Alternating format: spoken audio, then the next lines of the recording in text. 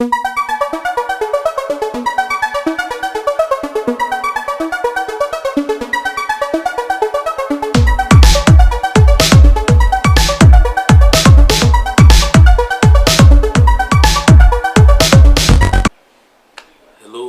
viewers, and welcome to another exciting edition of the Manifest Direction. On this edition, we'll be talking about a topic that you are all familiar with. Nobody wants to admit that they are part of it, but we are culpable to a certain extent. And I'm talking about a topic that has destroyed families, relationships, people's careers at work. No other topic than the topic of gossip. Gossip. Now you know. Have you heard of gossip before? I have. I've heard of gossip. Now you know the topic. Gossip is negative. It is inflammatory. It is embarrassing chit chat. Whenever you have negative, harmful, inflammatory and embarrassing chit chat, you are hovering within the realm of gossip. How do you identify gossip? You ask yourself these questions. Does what we are talking about rejoice in the misfortune of another person? This gist, this sweet gist we're talking about, does it rejoice in the misfortune of another person, of others?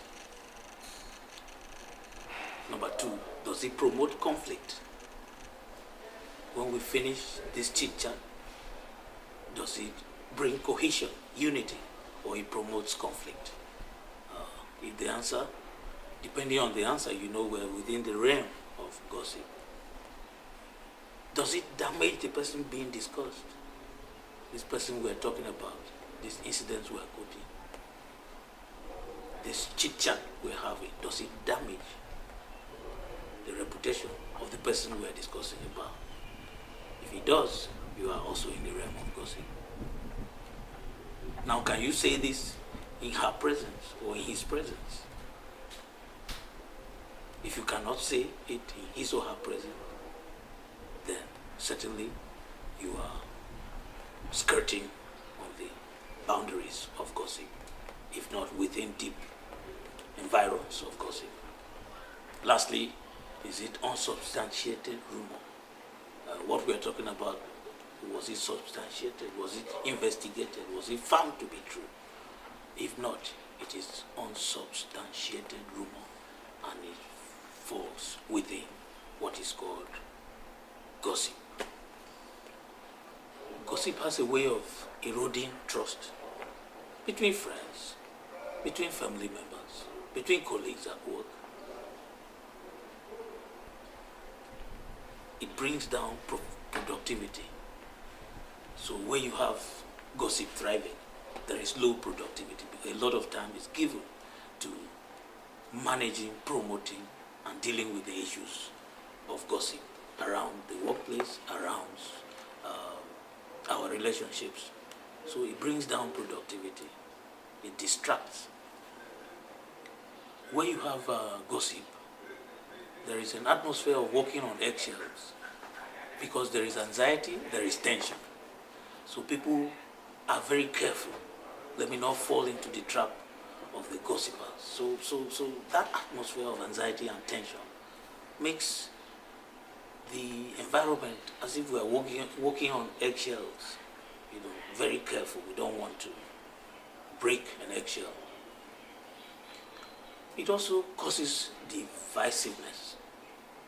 When you have gossip, people are split along the pros and the cons, the fors and the against. So you have divisiveness.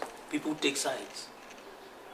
If it's within a class and gossip erupts, you have side A, side B, and people align with two sides. So it causes division amongst people. It's a negative consequence of gossip. Of course, if it's at work and it's not managed very well, it then dovetails into loss of talent, because of employee turnover.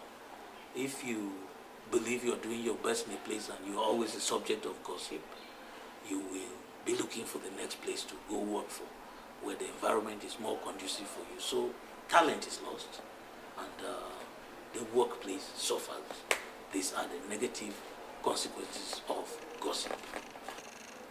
So come to think about it, gossip is very sweet, by the way. It's very sweet. Reminds me, I have a friend in London, I have a friend in Virginia, and every time they call me, they ask me, Manz, do you want gist? And I say, yeah, or give me a minute. I'll be less busy in 5 minutes. And they call me and we go on for 2 hours, giving me gist. That gist almost always involves gossip. But they are very good friends, nice ladies. They don't mean harm. And we don't take it beyond calling me and sharing that with me. So gist, gossip is very nice to the ear. But we've earlier seen how it is destructive. It is not something to be encouraged. So how do we get rid of gossip? We advise you how to get rid of gossip so we can have healthier relationships at work, in the family, between friends. You should, as a person, keep your private life private. Your private life is private. Don't always be excited to discuss your private life with people, because you don't know who is a gossip amongst the people you're telling. They will go and embellish it, add salt and pepper, and what you told them innocuously becomes something translated to a mega scandal. So keep your private life private. People don't need to know your private life, so don't bring it up.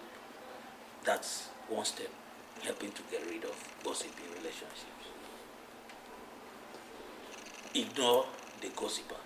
Next is to ignore the gossiper. Get busy. Someone starts to gossip. Can I call you back? I'm doing something right now. And then don't return the call. By the way, gossips, what do? They are craving for attention. They are seeking an inviting ear. They are craving for attention. I was the first person to break the news, even if it's negative. And they are seeking for the ear that is itching to hear, the inviting ear. So if you ignore the gossiper, you get busy, you get unavailable, you are helping to quell gossip. You should, if it's a workplace, have a zero tolerance for gossip. If you are a manager, a CEO, call your staff, tell them that you don't tolerate gossip in your workplace. It's also what can be done to get rid of gossip. Also, you can encourage positive gossip. There is always something positive about the workplace that you can send out. Encourage positive gossip. Did somebody sew a dress correctly? Send it across the organization. Let people talk about how well Tonia made that dress. How well Ada received that customer as a receptionist in the hotel. Promote positive gossip. So people should talk about the good things that people did at work. Also, you change the topic. If someone comes and starts a chit-chat that is tending towards gossip, change the topic. By the way, have you heard about this? That's how to change the topic and cut short and demonstrate your interest, your lack of interest in the gossip, and cut short the gossip. So change the topic. Even if you are in Africa, that's the time to talk about Trump. In America, just change the topic. Even if it's on a Monday, that's the time to say, did you hear what my pastor preached yesterday? Just change the topic. That way you are dousing the flames of gossip. And lastly, say something positive about the person being gossiped. Surely every human being has a positive side. And when people bring gossip unsubstantiated rumors about the person. Say something positive about the person. For instance, do you realize he's always the first person to report at work? Do you realize he's never late for meetings? Do you realize he works hardest? Say something positive. He's the best dressed employee I have. That cuts short the gossip as well. And lastly, you can invite all the parties together and put the fish on the table. Ask Fred, can you repeat what you said about Agatha now that we are all here? If Fred sweats and manages to repeat it, you can bet he won't come and gossip Agatha to you again. So this is how to manage gossip and manage it out and have healthier relationships, personally, in the family, and at work. Thank you very much.